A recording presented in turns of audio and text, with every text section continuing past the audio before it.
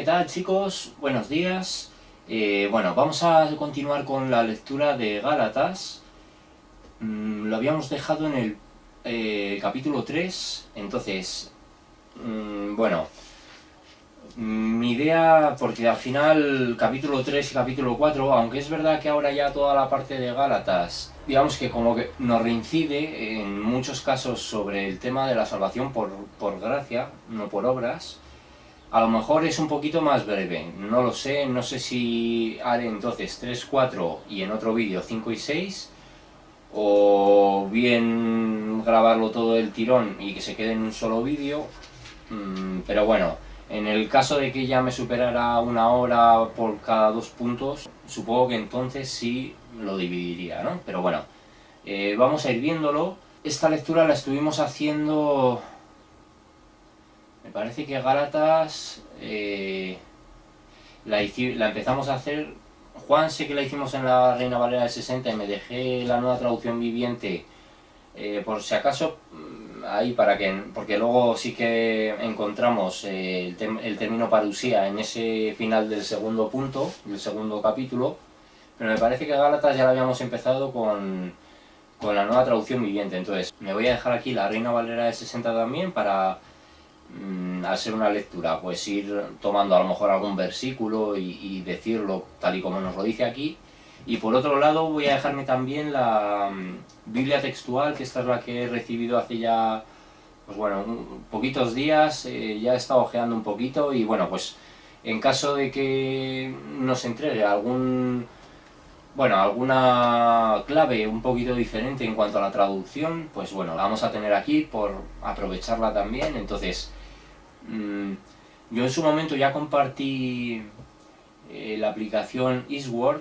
No sé si aquí en los vídeos compartí en algún caso un enlace a los blogs o a alguna red social donde lo había compartido, pero tampoco no me quise arriesgar porque el programa venía en un archivo, me parece que era mega, y a consecuencia de compartir ese archivo temporalmente me cerraron un par de blogs. Entonces no me quería arriesgar a que en YouTube me pudiera pasar lo mismo, pero vamos, yo creo que sí lo he comentado en algunas ocasiones. Y esa aplicación Eastword, bueno, aparte de tener diferentes versiones, muchas versiones, donde podemos hacer también estudio de la palabra de Dios. Esto va como por pestañas pequeñas, digamos en el menú, y hay una parte donde nos da la opción de comparar. Entonces nos traen, no todas probablemente, pero muchísimas versiones. En un mismo versículo te la dan en diferentes traducciones, y eso la verdad es que viene muy bien tener esa opción, porque bueno, de un mismo versículo, si a lo mejor si no vamos a hacer esto, un tipo de lectura así toda continua, pero a lo mejor queremos hacer una presentación de determinados versículos en algunos temas, pues podemos buscar esa comparación y entonces encontrar cuál se ajusta más a la propia idea del texto original, pero a lo mejor para que sea transmitida en un lenguaje más sencillo para la gente, ¿no? Entonces, si no lo tenéis, esa aplicación, yo os la recomiendo que os hagáis con ella, que os la descarguéis. Y bueno, a lo mejor, ya que lo menciono, si me acuerdo, en este vídeo a lo mejor os dejo yo un enlace al archivo donde yo tengo descargado, vamos, tengo el enlace a este vídeo. O sea, sí, de hecho yo lo saqué de un vídeo de YouTube, de un enlace dentro de un vídeo. Entonces, es probable, si me acuerdo, que os deje también el enlace para que lo tengáis, porque no sé si lo compartí en otro de los vídeos, ya no me acuerdo. Entonces, vamos a ir con el punto 3, y en este caso nos habla de la ley y la fe en Cristo. Bueno, en este caso, en la nueva traducción viviente, nos empiezan de esta manera. ¡Ay, Gálatas tontos! ¿Quién los ha hechizado? Pues el significado de la muerte de Jesucristo se les explicó con tanta claridad como si lo hubieran visto morir en la cruz. Déjenme hacerles una pregunta. ¿Recibieron al Espíritu Santo por obedecer la ley de Moisés? Claro que no. Recibieron al Espíritu Santo porque creyeron el mensaje que escucharon acerca de Cristo. ¿Será posible que sean tan tontos? Después de haber comenzado a vivir la vida cristiana en el Espíritu, ¿Por qué ahora tratan de ser perfectos mediante sus propios esfuerzos? ¿Acaso han pasado por tantas experiencias en vano? No puede ser que no les hayan servido para nada. Bueno, nos detenemos aquí, al final del versículo 4. Bueno, lo podemos coger todo como un mismo apartado, ¿no? Entonces, el problema aquí precisamente era que los gálatas estaban cayendo en el mismo error de la gente que seguía apoyándose en la ley. Y esto es porque estaban siendo judaizados, que hoy sigue siendo un problema también. Hoy, por ejemplo, hay judíos mesiánicos, y entiendo yo que al ser una misma denominación, pues todos predicarán de manera similar, ¿no? En la Esquilá. Yo no sé si además si se trató ya también en los primeros 2 puntos, pero bueno, aparte de que estas personas pues hacen uso de 4 o 5 palabras judías, hebreas, para, no sé, en medio de sus predicaciones, en cierto modo, pues como para sentirse más judíos, pero en fin, mezclándose como el dialecto del país con 4 palabras sueltas judías, finalmente es algo que yo creo que a la gente de fuera suena hasta un poquito ridículo, ¿no? O sea, te quiero decir, no está mal que en algún momento que se hable de Yahweh, que se hable de Yahshua, que no está mal, que de hecho sería más apropiado hablar en ese sentido así de Dios, del Padre, de Cristo, pero suena un tanto ridículo cuando se utilizan 4 palabras, pues que al final ves que en las predicaciones o en las enseñanzas finalmente son esas mismas 4 palabras siempre, alguna cosa suelta, pero es que eso no convierte a la gente en ser más judía, por decir los Samayim, aquí en la Keilah, Yohanan, no sé, a mí ese tipo de cosas, y a la gente verdaderamente es que le resulta gracioso y le resulta ridículo un poco, porque es así, porque finalmente que alguien te esté diciendo, bueno, ahorita vamos a leer a Yohanan, yo esto creo que también lo dije, pues queda un poco pues fuera de contexto, ¿no? Estás diciéndolo así, o sea, si lo quieres decir para que tu congregación entienda o conozca el nombre en hebreo, pues bueno, pero finalmente es como adoptar una serie de patrones, incluso porque ves a muchos, y cuando tú a lo mejor estás en foros o cosas así, cuando ves que uno empieza a intentar a meter palabras hebreas, te das cuenta de que esa persona ya está por el judaísmo mesiánico, ¿no? Que va por ese rollo. Entonces se les identifica también así. Y estas personas, ya no en cuanto a la hora de hablar de esa manera, que bueno, no estaría, tampoco sería algo preocupante o algo denunciable, sino el hecho de que ellos vayan asegurando, es que el que no guarda Torah no es salvo. Esto predican ellos, ¿no? El que no guarda Torah, pero como, no sé, guarda Torah y ellos pues guardan el sábado, o sea, guardan 4 partes de la Torah, que tiene que ver más con temas más en cuanto a lo ritualizado, y no tanto a lo que es todo guardar la Torah, porque está claro, y este libro concretamente insiste mucho en esa idea. El ser humano no puede guardar la Torah, no puede guardar la ley. Entonces, en el momento en el que nosotros incumplimos un mandamiento, ya le hemos quebrantado todo. Por mucho que nos pongamos capitas, por mucho que nos pongamos gorritos, da igual. O sea, tú puedes decir, yo estoy guardando la Torah, pero si tú no estás guardando absolutamente todos los mandamientos, no estás guardando la Torah. Estás haciendo una serie de obras que además enseñas a tu congregación que eso es elemento indispensable para la salvación. Y además es que el problema de esta gente es que no es que ellos digan, bueno, pues hacemos esto porque lo queremos hacer, es que se atreven a asegurar que quien no haga lo mismo que ellos hacen están condenados, y lo dicen así.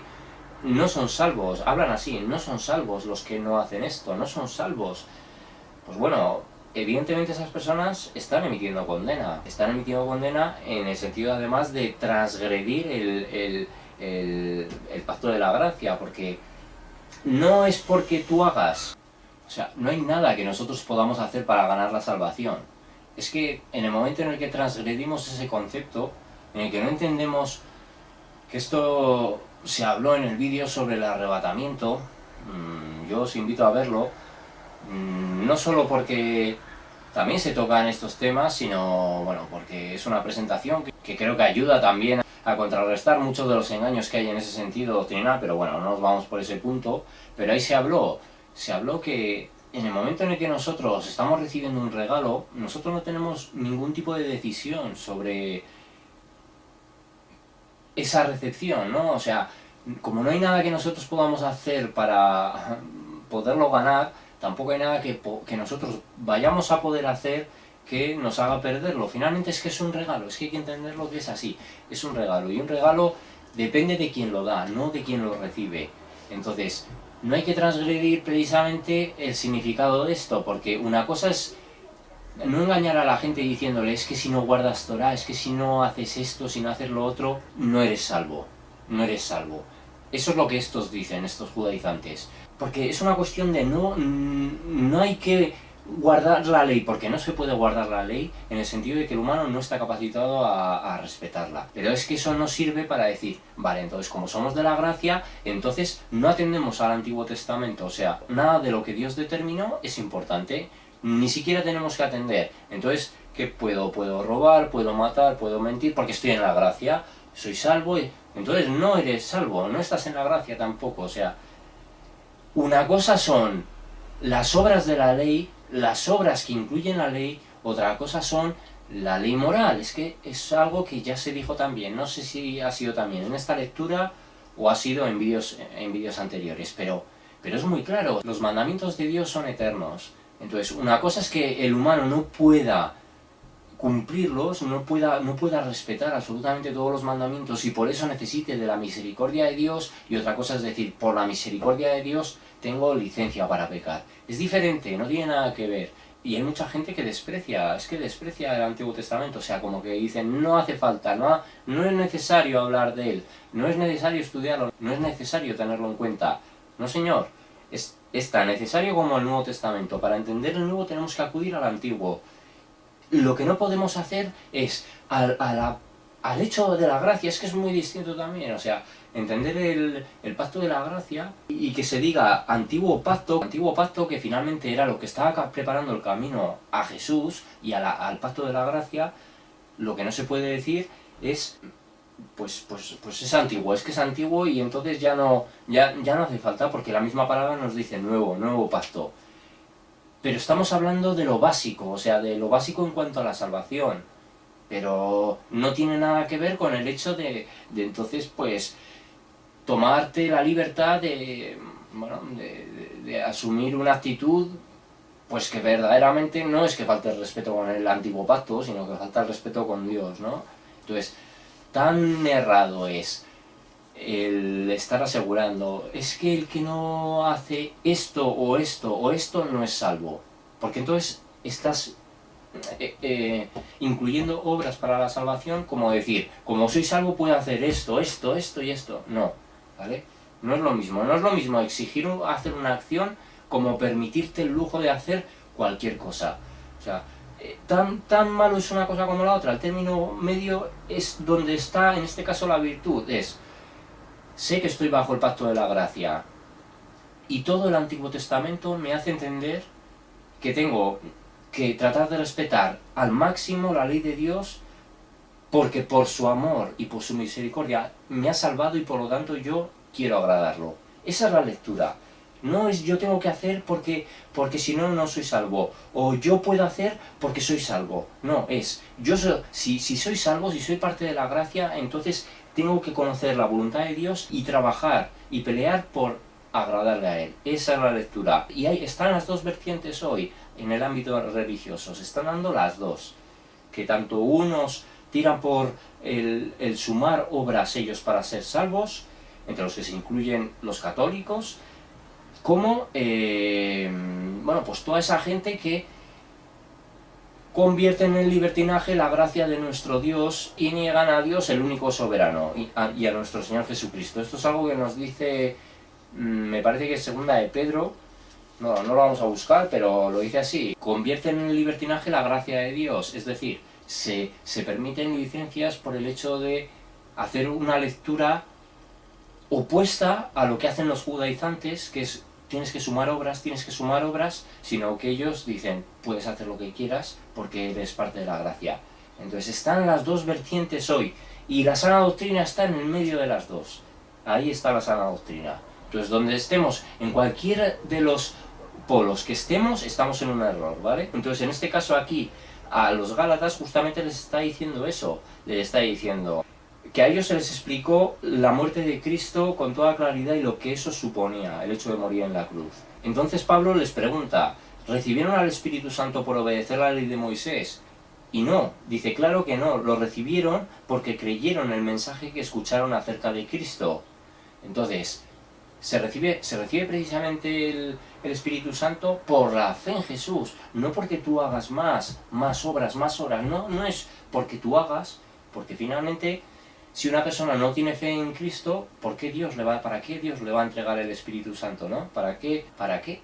Es que verdaderamente no tiene sentido. Es primero la fe en Cristo y después la recepción del Espíritu Santo, pero no son tus obras las que van a pesar para que tú puedas recibirlo. Y dice, después de haber comenzado a vivir la vida cristiana en el Espíritu, ¿por qué ahora tratan de ser perfectos mediante sus propios esfuerzos?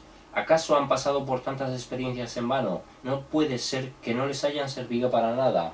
Entonces, partiendo de la base de que el humano no puede ser perfecto ante los ojos de Dios como humano encarnado, como humano terrenal, aquí lo dice, ¿por qué ahora tratan de ser perfectos mediante sus propios esfuerzos? Es decir, es como que ellos no perciben que la limpieza que Cristo ejecuta a través de su sacrificio en las personas es suficiente, entonces ellos tienen que sumar, y esto es algo común a todas las religiones. ¿Por qué? Porque ellos creen que compran su justificación, y una cosa es que tú hagas obras que testifiquen de tu fe, teniendo primero una fe, porque esto es, ¿qué fue antes, la gallina o el huevo? Pues fue la gallina, ¿no? Así nos lo dice Dios. Así, primero fue la gallina, y después ya vino el huevo a partir de la creación de la gallina. Pues la fe es la gallina, entonces, para que vengan los huevos, tiene que estar primero la gallina, y por lo tanto tiene que estar primero la fe. Cuando tú tienes ya la fe y haces obras, no van a ser las obras las que te justifiquen. Quiere decir, las obras no te conceden la salvación, te la ha concedido primeramente la fe. Pero luego tienes una serie de obras que van a ser recompensadas, y aunque me parece que es en Santiago donde habla en cuanto a que las obras son parte de la justificación, esto hay que entenderlo como que es un complemento, pero no es la justificación, porque una persona sin fe, que no crea en Dios, por muy buenas obras que haga a lo largo de toda su vida, no será salvo. Da igual las cosas que haya hecho, no tiene la fe, no tiene el requisito indispensable, ¿no? Entonces, es claro, y aquí se les está acusando de eso. Vosotros no podéis hacer nada por recibir algo gratuito, ¿vale? Entonces, porque además es eso, es otra cosa que se habló. Esto me parece que fue en la lectura de las epístolas de Juan. Finalmente nosotros nunca, jamás podremos ser justificados por nosotros mismos ante Dios, en el sentido de que en el momento en el que nosotros hayamos pecado una sola vez, ese pecado está registrado. Y por lo tanto, ante un Dios santo nadie podría presentarse, porque nadie podría estar a su altura. No a su altura, sino ni siquiera en su presencia. Es que, bueno, lo de a su altura es imposible, ¿no? Pero lo que quiero decir es que en ese momento en el que hay, por las muchas obras, no van a eliminar el pasado. Entonces, el humano puede hacer, pero el pasado sigue estando ahí. Por lo tanto, el pecado permanece, digamos, en lo que ha sido el periodo vital de la persona. Entonces, solo hay una manera, y es la salvación del propio Dios. Ya está, es que no hay más. Es muy sencillo de entender este concepto, ¿no? Entonces seguimos y dice, versículo 5. Vuelvo a preguntarles, ¿acaso Dios les da al Espíritu Santo y hace milagros entre ustedes porque obedecen la ley? Por supuesto que no, es porque creen en el mensaje que oyeron acerca de Cristo. Es muy claro, puedes hacer muchas obras y vivir absolutamente inconsciente de la existencia de Dios. Eso revela que esa persona tiene el Espíritu Santo porque hace muy buenas obras. Evidentemente no. Hay muchas personas que pueden hacer muchas cosas buenas, pero hablas con ellas de Dios, de la realidad espiritual, y no tienen revelación, no tienen entendimiento de estas cosas porque no han recibido el don precisamente del Espíritu Santo, porque no es además por obedecer la ley, o sea, ya no vayamos a un terreno a hacer solamente buenas obras, porque hay veces que las buenas obras tampoco se enfocan exactamente a los mandamientos de Dios, sino pues a lo aparentemente bueno dentro de lo que es el mundo, ¿no? Pues cosas que son importantes y que también la palabra de Dios nos revela, pero que en muchos casos no están enfocadas exactamente al planteamiento que Dios ofrece, ¿no? Entonces, es claro, por la fe en Cristo, versículo 6 nos dice, del mismo modo Abraham le creyó a Dios y Dios lo consideró justo debido a su fe. Entonces, debido a su fe. Entonces, vamos a mirar en Génesis 15:6, cuando Dios promete a Abraham un hijo, en el versículo 6 dice, y creyó a Jehová y le fue contado por justicia. Aquí es cuando le está hablando de la descendencia antes, ¿no? Le dice, cuenta las estrellas y las puedes contar y así será tu descendencia. Entonces, él creyó a Dios y por la fe en la palabra de Dios, en el mensaje de Dios, le fue contado por justicia. Insisto, luego Santiago nos habla que el hecho de que Abraham, una vez que recibió a su hijo Isaac, aceptara ofrecerlo en sacrificio, pensando él además que Dios lo acabaría resucitando porque era necesario que se cumpliera la promesa, porque sabía que Dios no miente, entonces él se había hecho la idea de que Dios lo iba a resucitar. Y Dios simplemente puso a prueba su fe. Entonces, esa obra que finalmente fue una no obra, no fue consumada la obra, pero esa predisposición a hacer la obra fue a consecuencia de la fe. No le fue contada la obra, porque sin fe, sin la fe, aunque él estaba en el error de pensar que Dios lo iba a resucitar, pero sin esa fe en Dios, probablemente Abraham se hubiera negado a hacerlo, o Abraham directamente lo hubiera asesinado. Pero es que tenía la fe, precisamente tenía la fe, él tenía la fe, y al tener la fe, que era lo inicial, lo primordial, bueno, le llevó a aceptar el realizar ese sacrificio, ¿no? Que finalmente Dios impidió, pero por la fe, precisamente. No es que la obra en sí lo justificara o le hiciera agradable ante los ojos de Dios por hacer la obra, sino porque su fe le llevó a obedecer la orden de Dios y a estar dispuesto a hacer esa obra, ¿vale? Entonces tenemos que ver perfectamente el orden, cómo está establecido la fe y las obras. No es las obras y la fe. Por muchas obras que hagas tú no vas a recibir la fe. Y de hecho, las muchas obras que hagas no te van a contar si no tienes fe. Pero si tienes fe y vienen muchas obras, esas obras sí te van a contar como una recompensa. Más allá, ¿no?, de esta vida. Vale, entonces dice, del mismo modo Abraham le creyó a Dios y Dios lo consideró justo debido a su fe. Versículo 7. Así que los verdaderos hijos de Abraham son los que ponen su fe en Dios. Entonces, imprescindible la fe en Dios. Imprescindible para agradar al Señor, tener fe. Las obras, sí, pero las obras a posteriori. Y como un elemento no tanto de la justificación, sino de la testificación de la fe. Entonces, nos dice el versículo 8, es más, las Escrituras previeron este tiempo en el que Dios declararía justos a los gentiles por causa de su fe. Esto nos lo argumentan en Génesis 12:3, en Génesis 18:18 y en Génesis 22:18.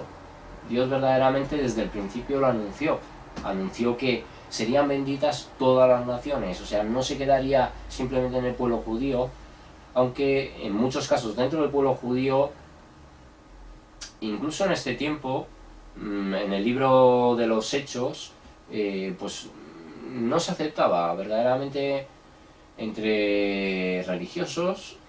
Era como si la relación con Dios estuviera privatizada, pero Dios, así lo vemos como en el mismo libro de Génesis, lo estuvo anunciando desde el principio. En ti serán benditas todas las naciones de la tierra. Porque finalmente Dios es eso, es creador de todo y su bendición se ha de esparcir a toda su creación, ¿no? Porque así lo ha determinado Él, vaya. Entonces, dice, Dios anunció esa buena noticia a Abraham hace tiempo cuando le dijo, todas las naciones serán bendecidas por medio de ti. Así que todos los que ponen su fe en Cristo participan de la misma bendición que recibió Abraham por causa de su fe. Entonces no hay acepción de personas. Y hay personas convertidas de todo linaje, toda tribu, todo pueblo, toda lengua y toda nación, y es porque finalmente todo es creación de Dios. Entonces a Dios le ha placido que su gracia se extienda a toda la tierra, y eso no implica, aunque hay un periodo de maldición sobre Israel,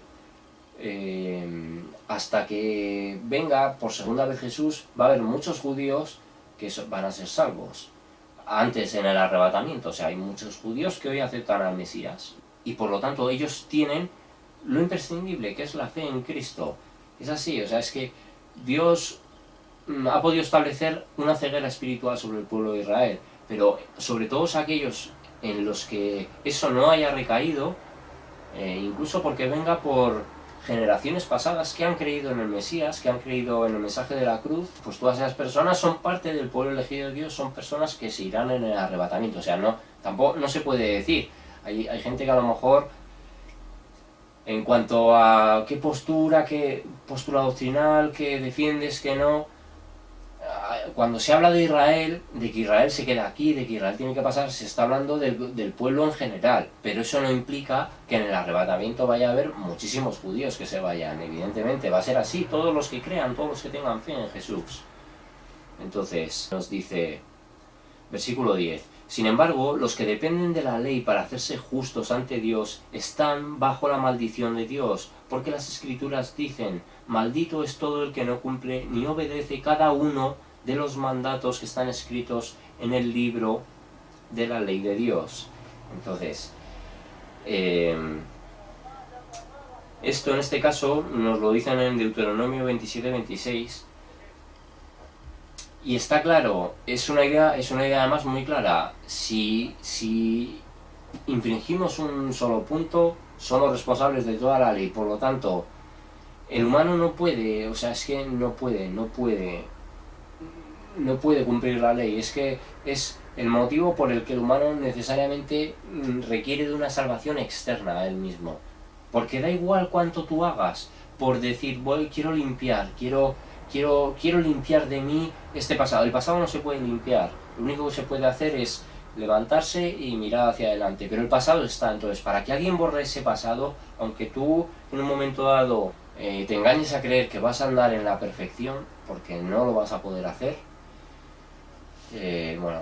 no digo que algún caso pudiera llegar, pero vamos, en la perfección no se puede, humanamente es imposible. Entonces, lo está diciendo, queda claro entonces que nadie puede hacerse justo, nadie puede hacerse justo ante Dios por tratar de cumplir la ley, ya que las Escrituras dicen: es por medio de la fe que el justo tiene vida. Entonces, la salvación es lo mismo que la justificación. Vamos a ver, la salvación implica que los hijos de Dios estén frente al Creador. Entonces, para que los hijos de Dios puedan estar ante el Creador, tienen que ser justificados, o sea, tienen que ser convertidos justos ante los ojos de Dios, y eso ningún humano lo puede hacer. Yo he visto a mí, entonces en este caso, incluso con alguna persona católica con la que he tenido una serie de debates respecto a este tema, ellos dicen: no, es que la salvación es una cosa, la justificación es otra. No, es exactamente lo mismo, La salvación y la justificación son sinónimos, porque eres salvo para estar junto a Dios, eres justificado para poder estar junto a Dios. Entonces, la justificación es que Dios pueda verte con buenos ojos, y eso implica la propia salvación, la transformación espiritual, el perfeccionamiento. Entonces, no vayamos a decir: no, sí, la salvación es de Dios, pero la justificación es del hombre. No. Y eso es porque se malinterpreta precisamente esos versículos de Santiago, que en algún momento probablemente se lea esa epístola.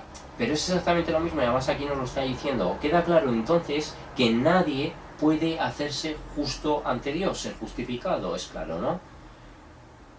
Por tratar de cumplir la ley, ya que las Escrituras dicen: es por medio de la fe que el justo tiene vida.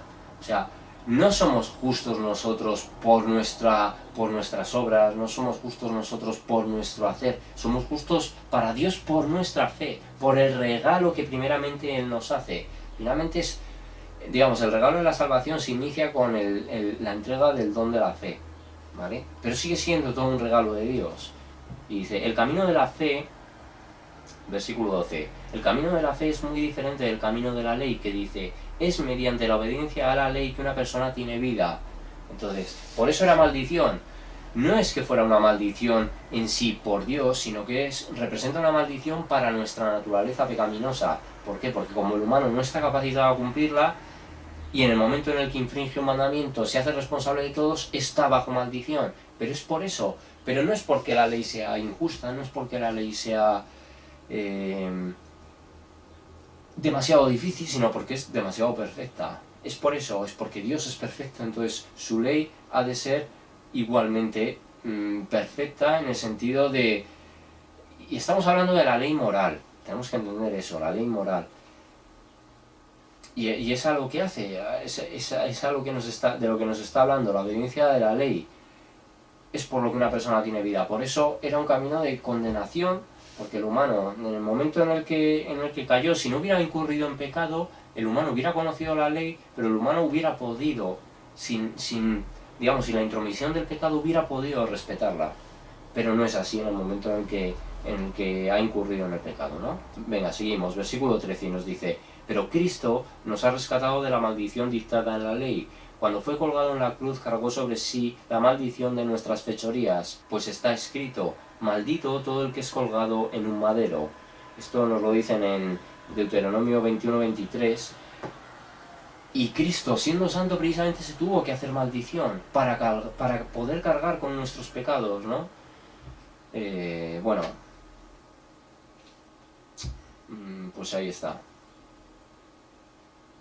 Entonces solo un ser santo podía llevarse toda nuestra culpa, solo un ser santo podía sacrificarse de esa manera y podernos devolver lo que nosotros, podernos volver a regalar lo que nosotros ya habíamos despreciado, ¿no? Que era esa vida eterna con la que Dios nos había creado en su momento. Y dice, mediante Cristo Jesús, Dios bendijo a los gentiles con la misma bendición que le prometió a Abraham, a fin de que los creyentes pudiéramos recibir por medio de la fe al Espíritu Santo prometido. Entonces, es tremendamente insistente. No sé cómo aún puede haber personas que no entiendan un concepto tan claro. Por medio de la fe, por medio de la fe, por medio de la fe. Es constante. Es constante, las obras no te llevan a recibir el don de la fe. El don de la fe es algo que Dios te tiene que entregar primero, para que tú luego, tus obras estén argumentando que hay una fe, ¿vale? Y es claro, además, la promesa a Abraham, que se nos ha dicho en Génesis 12:3, Génesis 18:18 y Génesis 22:18, estaba determinada para todo el mundo, ¿no? No simplemente para el pueblo judío. La ley y la promesa de Dios, versículo 15. Esto es otro apartado que nos empieza ya y dice, amados hermanos, el siguiente es un ejemplo de la vida diaria. Así como nadie puede anular ni modificar un acuerdo irrevocable, tampoco en este caso. Dios ha dado las promesas a Abraham y a su hijo. Y noten que la escritura no dice a sus hijos, como si significara muchos descendientes. Más bien dice a su hijo, y eso sin duda se refiere a Cristo. Lo que trato de decir es lo siguiente, el acuerdo que Dios hizo con Abraham no podía anularse 430 años más tarde, cuando Dios le dio la ley a Moisés, porque Dios estaría rompiendo su promesa. Entonces, igual que vemos que al propio Abraham, porque Abraham no vio esa gran descendencia que Dios le prometió, sin embargo la descendencia es un hecho, ¿no?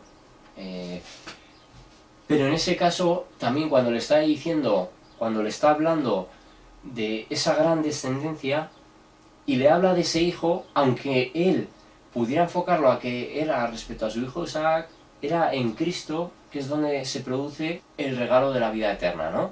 Entonces, es precisamente a partir de ahí. Y el hecho de que luego Dios estableciera la ley era porque era parte de su plan. No es porque Dios se haya dedicado a ir variando sobre la marcha, sino que Dios tenía establecido que todo debía seguir precisamente un patrón lógico para que además cuando Jesús apareciese, su manifestación pudiera ser comprobada y cotejada con las Escrituras por todo el mundo, cosa que finalmente no sucedió porque eran personas que no tenían una fe verdadera. Hablo en el terreno religioso, no tenían una fe verdadera en Jesús ni en Dios, y por lo tanto no pudieron interpretar todas las señales clarísimas que la palabra determinaba que se estaba cumpliendo ante sus ojos las profecías anunciadas de Cristo, ¿no?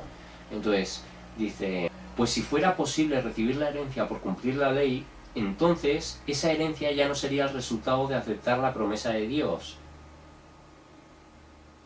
Claro, digamos que Dios no hubiera tenido que anunciar una bendición, sino ni de hecho, en el caso de que no fuera algo establecido por Él, estaría más abierto al hecho de, bueno, pues según este haga, entrará, según este no haga, saldrá.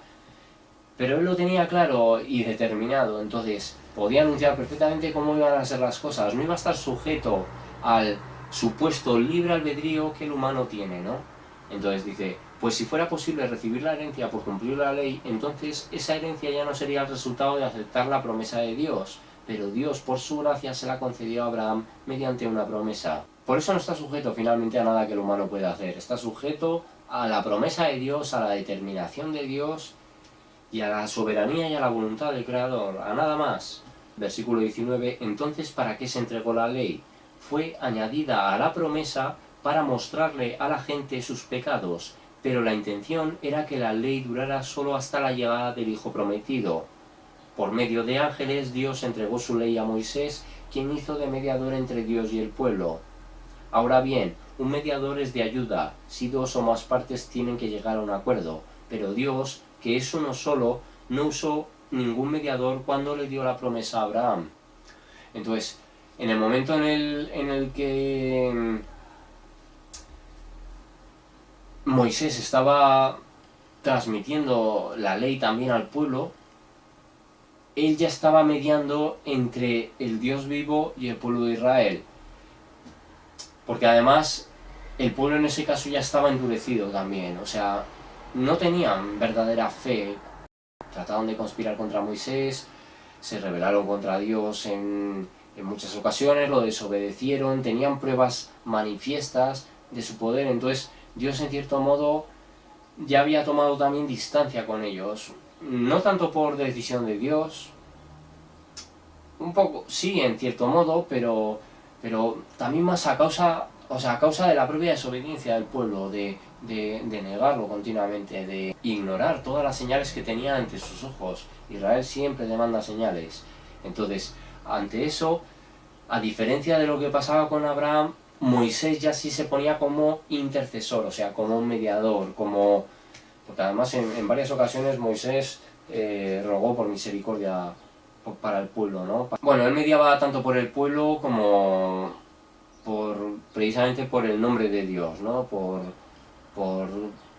Porque el nombre de Dios no fuera no manchado, sino porque el nombre de Dios no puede tener mancha, pero digamos la imagen de Dios saca a la gente de Egipto para luego acabar con ellos, sí podría haber sido utilizado por los gentiles y por la gente incrédula para, bueno, dar otra perspectiva de Dios, ¿no? Sin embargo, bueno, Dios sabía perfectamente que aunque podía tener el deseo de acabar con ellos, no lo iba a hacer, pero sin embargo con Abraham, a causa de su fe, precisamente, él hablaba directamente también con él, ¿no? O sea, era un poco similar a lo que sucedía con Moisés, pero la promesa que hizo Abraham era para todo el mundo, así como la ley era para todo el pueblo de Israel, en este caso la promesa de Abraham era para el mundo entero, ¿no? Y entonces dice, la ley precisamente no ha sido por una cuestión tanto, porque nosotros, la ley de hecho ha sido dada después de que nosotros incurriéramos en pecado, introdujéramos la muerte para nosotros. Entonces la ley no se ha hecho tanto, o sea, no es la ley no nos trae la maldición nos la trae el pecado, pero la ley sí nos hace conscientes de nuestro pecado, es precisamente lo que dice, para mostrar a la gente sus pecados, pero la intención era que la ley durara solo hasta la llegada del Hijo prometido. Entonces, si el pueblo a lo mejor hubiera actuado de otra manera, hubiera aceptado a Jesús, hubieran hecho algo diferente, aunque era finalmente todo el plan de Dios, digamos que las cosas podrían haber sido diferentes, ¿no? Pero bueno, ese era el plan finalmente, vale. Entonces nos dice, versículo 21, ¿hay algún conflicto entonces entre la ley de Dios y las promesas de Dios? De ninguna manera. Si la ley pudiera darnos vida nueva, nosotros podríamos hacernos justos ante Dios por obediencia. Es claro, ¿no? Si fuera la ley la que nos pudiera transformar espiritualmente, perfeccionar, limpiarnos del pecado, entregarnos la vida eterna, nosotros, precisamente siendo obedientes, nos costaría más o menos, pero lo lograríamos. Pero no es así, no es así.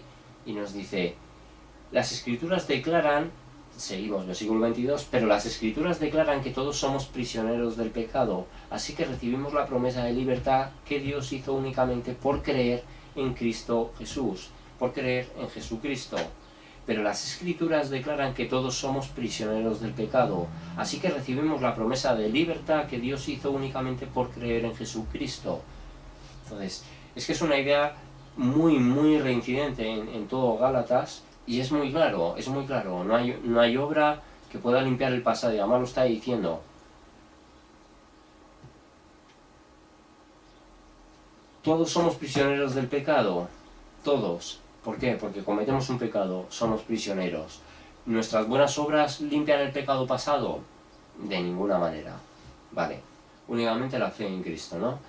Otro apartado, hijos de Dios, siguiente apartado, versículo 23, hijos de Dios por medio de la fe. Antes de que se nos abriera el camino de la fe en Cristo, estábamos vigilados por la ley. Nos mantuvo en custodia protectora, por así decirlo, hasta que fuera revelado el camino de la fe. Dicho de otra manera, la ley fue nuestra tutora hasta que vino Cristo. Nos protegió hasta que se nos declarara justos ante Dios por medio de la fe. Entonces, precisamente, señores, ustedes son pecadores. Conozcan, reconozcan todo lo que el pecado abarca. ¿Para qué? Para que lo podáis modificar. Ese es el sentido de la ley. No es el sentido tanto de prohibirnos, de condenarnos. No es tanto eso. Y lo vamos a ver porque la palabra que nos utiliza para hablarnos de tutora, estábamos custodiados por la ley, vamos a ver. En la parte del versículo 24 dice, dicho de otra manera, la ley fue nuestra tutora hasta que vino Cristo, nos protegió hasta que se nos declarara justos ante Dios por medio de la fe. Entonces, aquí para hablarnos de tutora nos habla de paidogogos, ¿vale? Paidogogos, y lo vamos a ver porque aquí nos entrega el significado en la parte final también, y vamos a ver que tiene un sentido que nos utilice también esa palabra. Paidogogos nos habla de tutor, nos habla de guardián. Dice, este término describe a una persona que es responsable de un menor. El tutor debía ser respetado por el niño, y si era necesario podía imponer disciplina. Con frecuencia se trataba de un esclavo y por lo general no era un maestro en el sentido formal, aunque habitualmente su tarea abarcaba la instrucción. Pues es justo lo que representa la ley. ¿Por qué no era un maestro? Porque no era la perfección del plan de Dios. La perfección del plan de Dios era Cristo. Entonces, sin embargo, sí que nos instruía, sí que nos preparaba, sí que determinaba las modificaciones que nosotros debíamos hacer para, aun dentro de nuestro pecado, ser más agradables ante Dios. Era una cuestión de que preparaba verdaderamente el camino, estaba tutelándonos, ¿vale? Para, digamos, cuando uno tiene tutores porque es menor de edad, porque está en el colegio, ¿no? Digamos, está en una fase previa a su adolescencia, a su momento, bueno, de madurez, ¿no? Y es precisamente también lo que pasa. Entonces, digamos que es precisamente así. Representa una instrucción, una tutela, una guía, un consejero, ¿vale? Una ayuda, finalmente.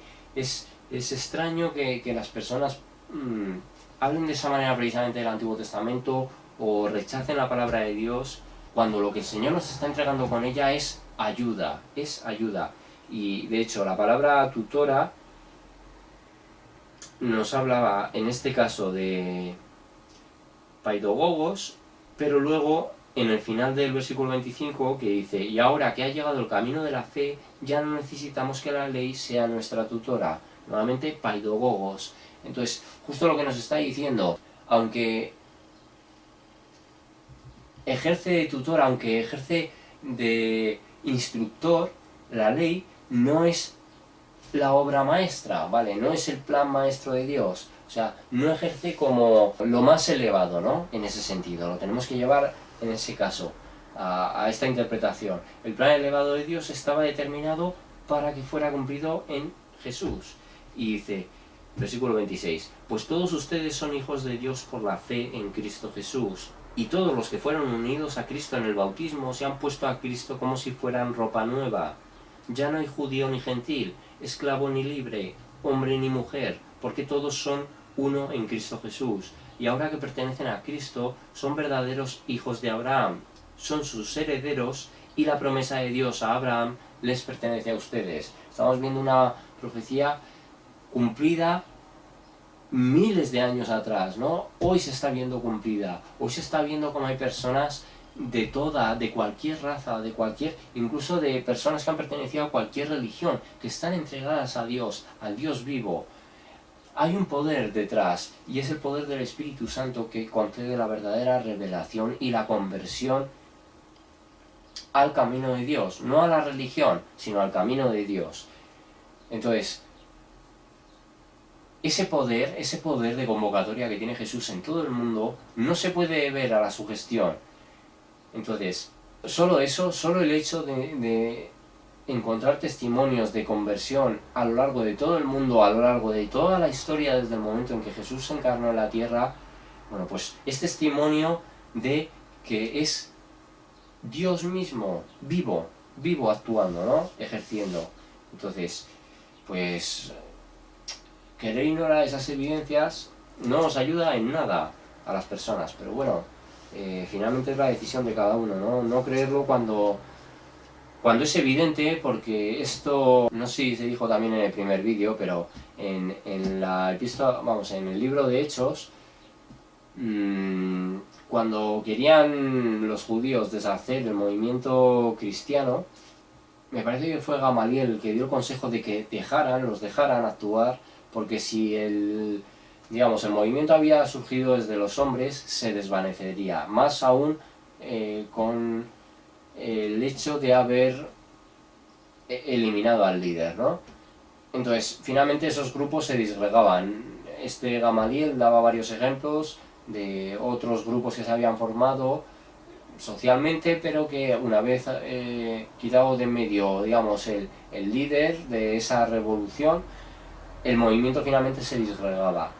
Entonces él dio ese consejo porque dijo, si esto es de los hombres, finalmente va a pasar lo mismo. Una vez que Jesús ha sido quitado, aunque haya gente que ahora esté predicando de Jesús, se disgregará. Pero si esto viene de Dios, nadie lo va a poder detener. Y así es, ¿no?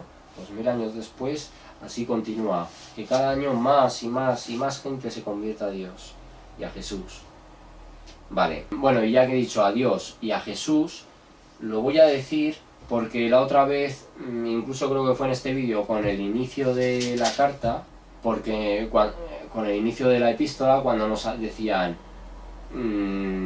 la diferencia de las personas de Jesucristo y de Dios.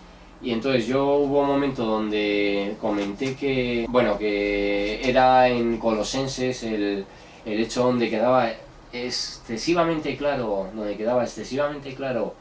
la naturaleza múltiple de Dios en tres personas diferentes, aunque en este caso nos aclaran de dos, pero sabemos que el tercero es el Espíritu Santo, y yo lo dije que esto venía argumentado en Colosenses. En un vídeo lo afirmé como que era en Colosenses, en otro dije, no sé si es Corintios o Colosenses, pero es Corintios 15, primera de Corintios 15, en el apartado de la resurrección, y verdaderamente leyendo esto yo creo que ya no se me va a volver a olvidar, porque se hizo un vídeo sobre este tema, pero no tenía memorizado exactamente dónde era, y el apartado, pues finalmente para entender todo el contexto de esta idea, es de esa naturaleza doble de Dios, los versículos 20-28 en ese apartado podemos entenderlo perfectamente en el contexto lo que nos habla, ¿no? Y entonces lo vamos a leer justo que ha salido. Como vamos a empezar ya con el apartado 4, pues bueno, dejamos esto dicho por si en el anterior vídeo lo comenté y fue donde cometí el fallo de decir que era Colosenses. Entonces, 1 Corintios 15, aquí a partir del apartado 20, este capítulo nos habla de la resurrección de los muertos. Entonces en el apartado 20 nos dice: mas ahora Cristo ha resucitado de los muertos, primicias de los que durmieron es hecho. El primero de los muertos, resucitado y glorificado eternamente, ¿no? Porque el mismo Cristo resucitó antes a Lázaro, pero Lázaro volvió a morir. Entonces es el primero que resucita, pero ya para vida eterna, ¿no? La primicia. Vale, dice, versículo 21, porque por cuanto la muerte entró por un hombre, también por un hombre la resurrección de los muertos. Porque así como en Adán todos mueren, también en Cristo todos serán vivificados.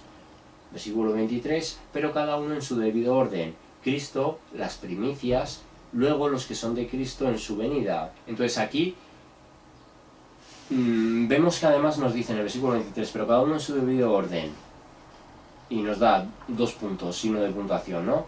Cristo, coma, las primicias, punto y coma, luego los que son de Cristo en su venida. O sea, hay como una diferenciación, porque además, si las primicias se refiriera a Cristo, sería Cristo la primicia. Pero Cristo, coma, las primicias, de alguna manera nos está... Además es que de referirse a Jesús sería Cristo la primicia.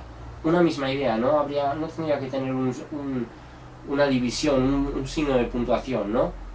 Que nos implica una cierta división, y además el hecho del plural parece como que no habla de Jesús. Esto puede ser precisamente los resucitados que volvieron a la vida una vez que Cristo fue crucificado y que se pasearon por Jerusalén.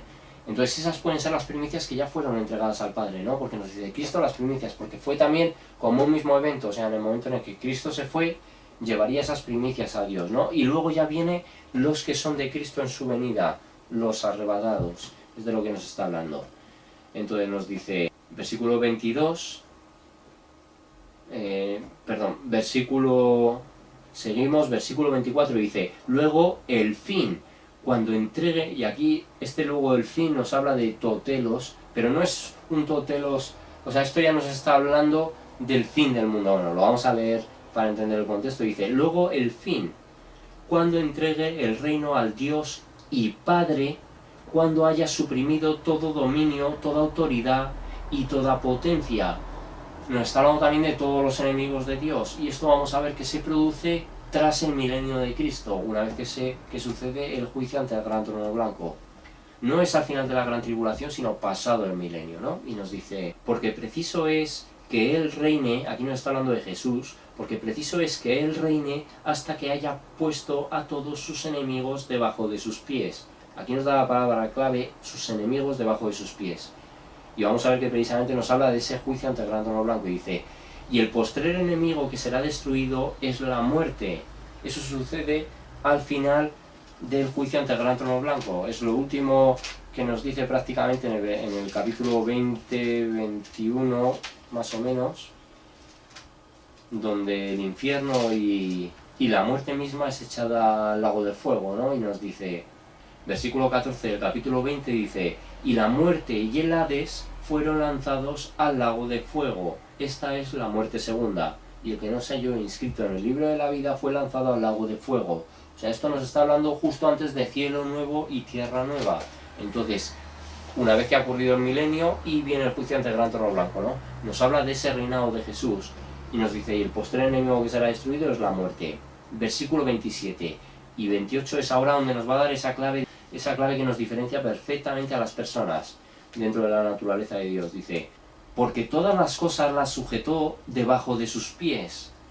Y cuando dice que todas las cosas han sido sujetadas a Él, claramente se exceptúa aquel que sujetó a Él todas las cosas. Entonces, aquí cuando nos dice, porque todas las cosas las sujetó debajo de sus pies, nos está hablando de Dios. Dios sujetó todas las cosas debajo de los pies de Jesús. Y dice, y cuando dice que todas las cosas han sido sujetadas a Él, a Cristo, claramente se exceptúa a aquel que sujetó a él todas las cosas. Es decir, Cristo está bajo la autoridad del Padre. Esto ya se habló en ese vídeo que se hizo, creo que fue la lectura de... no sé si fue la lectura de Tesalonicenses, o no, la lectura de la final trompeta, donde se leyó también esto, me parece que fue, no sé, pero bueno, en un vídeo esto se explicó y es muy claro. Entonces se exceptúa a Dios. Se exceptúa a Dios.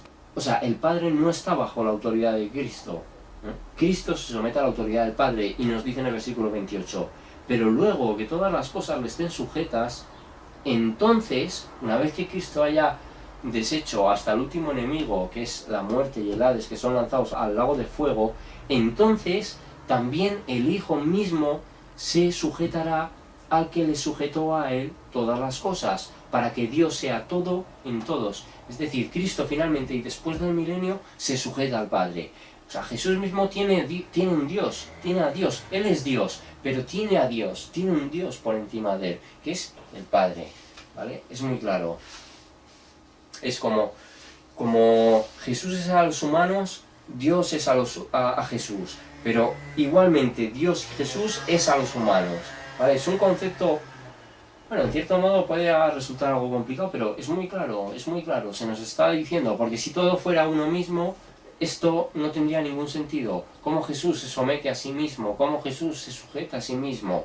Además vimos también el significado que tenía de, haciendo el análisis de las palabras en texto original, cómo había, bueno, bastantes claves, ¿no? Yo en este caso os lo recomiendo que lo veáis, esa parte, si queréis, solamente del vídeo. El título también lo tiene, 1 Corintios 15. Bueno, porque era bastante interesante, ¿no? También las palabras en el código original, que nos entregan también muchísimas claves. Entonces, bueno, pues bastante claro. Lo quería haber dicho ya en alguno de los vídeos y bueno, pues hoy se me ha ocurrido hacerlo en este momento.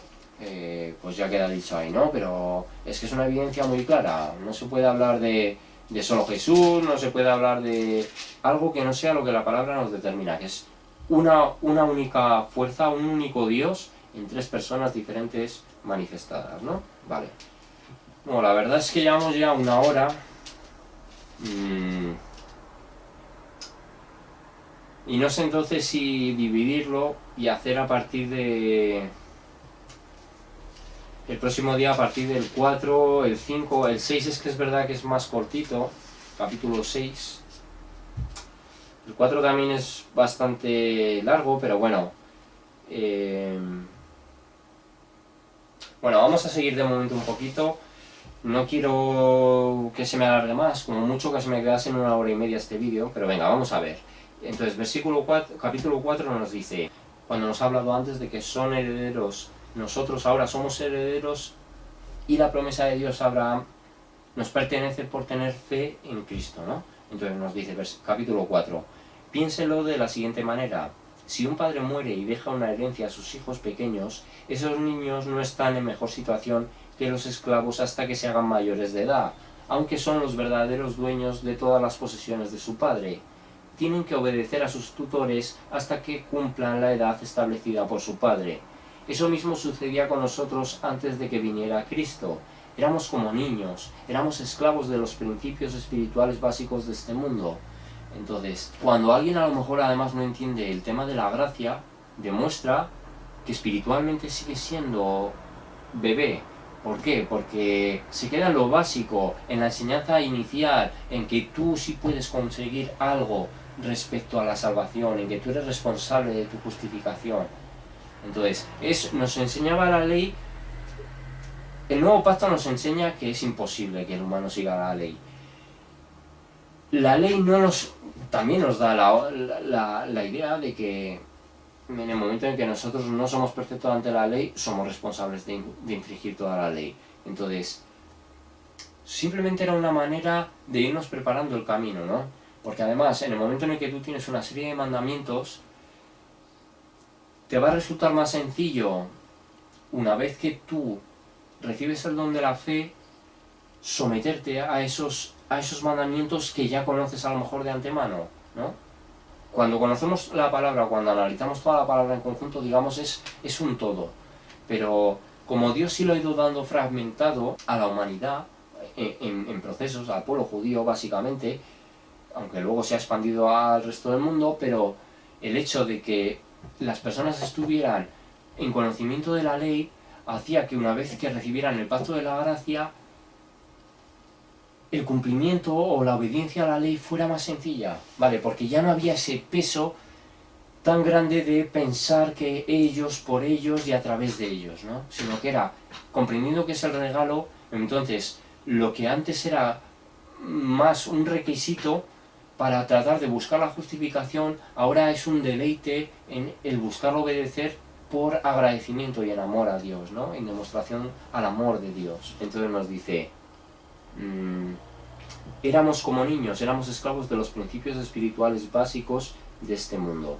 Vale, lo hemos leído. Vamos al versículo 4 y dice, sin embargo, cuando se cumplió el tiempo establecido, Dios envió a su Hijo nacido de una mujer y sujeto a la ley. Dios lo envió para que comprara la libertad de los que éramos esclavos de la ley, a fin de poder adoptarnos como sus propios hijos, y debido a que somos sus hijos, Dios envió al Espíritu de su Hijo a nuestro corazón, el cual nos impulsa a exclamar, Abba, Padre. Ahora ya no eres un esclavo, sino un hijo de Dios, y como eres su hijo, Dios te ha hecho su heredero. Entonces, solo a través de su Hijo natural es como nosotros podíamos entrar a formar parte de su legado adoptivo, ¿no? Somos adoptivos para Él, y esto en Apocalipsis 12, con esa diferencia entre Tecnón e Ión, de el hijo, digamos, sería el hijo legítimo y el hijo adoptivo, que representa a la Iglesia, el hijo legítimo Cristo, el hijo adoptivo de la Iglesia. En esa diferencia también se nos demuestra que es precisamente a través de Cristo, ¿no? Cómo nosotros entramos a ser, Cristo nos vuelve semejantes a Él, y por lo tanto nuestra reconciliación con el Padre se produce, ¿no? Y podemos llamarle Padre nuevamente, por Él. Si no, tendríamos que llamarlo de una manera muy diferente, no podríamos llamarlo Padre, desde luego.